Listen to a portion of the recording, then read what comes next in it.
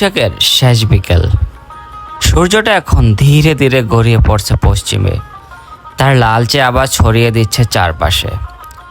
একটা মৃদু হাওয়া বইছে, যেন কৃষকের কাঁধ ছুঁয়ে বলছে, চল দিনটা শেষের পথে, একটু বিশ্রাম নে। এই গ্রামের উঠোনে আজ ভীষণ ব্যস্ততা। ধান এসেছে মাঠ থেকে, এখন চলছে মারাই। মেশিনের ঘর ঘর শব্দে ভরে গেছে চারদিক, যেন সেই শব্দে মিশে আছে সারা বছরের প্রতীক্ষা। এই ধান শুধু শস্য নয়, এটা একটা জীবনচক্র। মাটিতে বোনা স্বপ্ন আজ বস্তায় ভরে উঠছে। একটা ধানের দানায় লুকিয়ে আছে কৃষাণের বিশ্বাস, স্ত্রীর প্রার্থনা, সন্তানের ভবিষ্যৎ।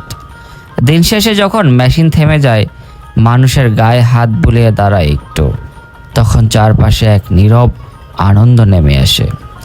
বৈশাখের এই শেষ বিকেলে তাই শুধু ধান মাড়াইয়ের সময় না, এটা এক সোনালী মুহূর্ত, যেখানে মাটির গন্ধে, মানুষের ঘামে আর আকাশের আলোয় মিলেমিশে যায় জীবনের আসল সৌন্দর্য।